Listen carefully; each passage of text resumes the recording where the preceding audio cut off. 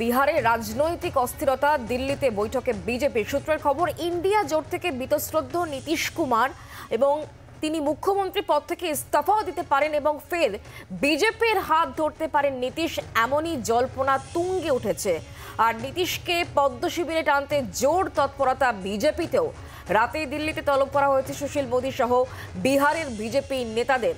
পরিস্থিতি আঁচ করে ইতিমধ্যেই নীতিশকে ফোন করেছেন লালু প্রসাদ। বিহারে রাজনৈতিক অস্থিরতা, দিল্লিতে বৈঠকে বিজেপি সূত্রে যে খবর, ইন্ডিয়া জোট নিয়ে বীতশ্রদ্ধ নীতিশ কুমার তিনি মুখ্যমন্ত্রী পদ থেকে ইস্তফা দিতে পারেন, এমনও জল্পনা ইতিমধ্যে তৈরি হয়েছে।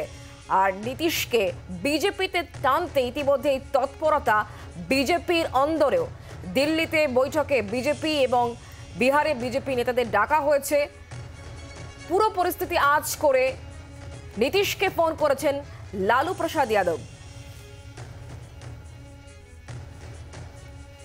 কথা বলবো রাজীব চক্রবর্তী এই মুহূর্তে আমাদের সঙ্গে রয়েছেন, আমাদের প্রতিনিধি টেলিফোন লাইনে। রাজীব, বিহারের রাজনৈতিক অস্থিরতা, নীতিশ কুমার তিনি মুখ্যমন্ত্রী পদ থেকেও ইস্তফা দিতে পারেন এমন একটা জল্পনা চলছে, ঠিক কি খবর, কি ঠিক হলো?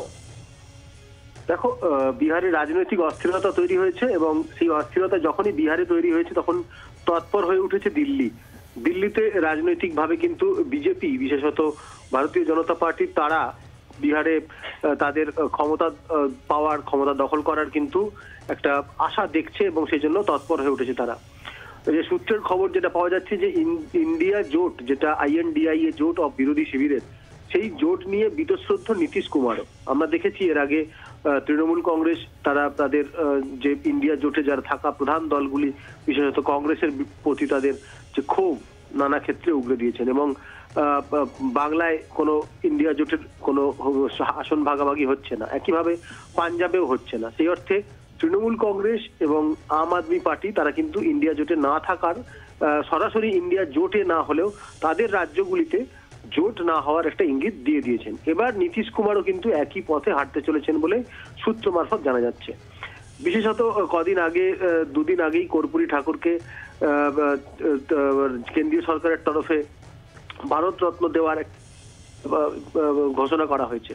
আর তারপরেই কিন্তু বিহারের রাজনীতিতে ডামাডোল শুরু হয়েছে। তার কারণ, বিহারের মুখ্যমন্ত্রী জেডিইউ নেতা নীতিশ কুমার তিনি সরাসরি প্রথমে একটি টুইট করেন কেন্দ্রীয় সরকারকে ধন্যবাদ জানিয়ে, পরে সেই এক্স হ্যান্ডেলে সেই তার মেসেজটি মুছে দিয়ে তিনি প্রধানমন্ত্রী নরেন্দ্র মোদীর নাম করে একটি টুইট করেন।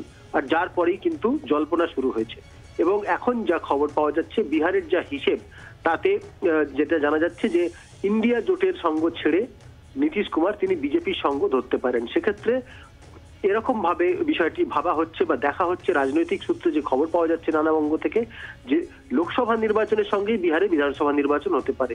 বিহারে মোট 243টি আসন, ম্যাজিক ফিগার সেই অর্থে 122টি, জেডিইউর হাতে রয়েছে 82টি, আরজেডি 79টি এবং বিজেপির হাতে 45টি। এখন জেডিইউ এবং আরজেডি জোট সরকার ফেলে দিয়ে যদি জেডিইউ বিজেপির হাত ধরে তাহলে সরকার গঠন করতে পারে এবং সরকার গঠন করার পর তিনি সরকার ভেঙে দিতে পারেন, ভেঙে দিয়ে একেবারেই লোকসভার সঙ্গে বিধানসভা নির্বাচন করাতে পারেন, এমন একটি কিন্তু জল্পনা এবং এমন একটা সম্ভাবনা তৈরি হয়েছে। যদিও এখনো পর্যন্ত বিশেষভাবে পরিষ্কার করে কিছু বলার মতো জায়গা আসেনি, তবে দিল্লিতে যে অস্থিরতা বা দিল্লির তৎপরতার কথা বলছিলাম, বিজেপি তাদের যে সাংসদ বিধায়করা রয়েছে তাদের পাটনায়, প্রত্যেক বিধায়ককে পাটনায় উপস্থিত করেছে। জেডিইউ তাদের বিধায়কদের সবাইকে পাটনায় উপস্থিত করেছে, অর্থাৎ যে পাটনায় কিন্তু তৎপরতা শুরু হয়ে গিয়েছে এবং বিহারে রাজনৈতিক কিন্তু জল্পনার যথেষ্ট কারণ রয়েছে এবং আগামী কয়েক ঘন্টা খুব গুরুত্বপূর্ণ। অন্তত ধন্যবাদ। বাংলার আওয়াজ, বাঙালির আবেগ, জি 24 ঘন্টা।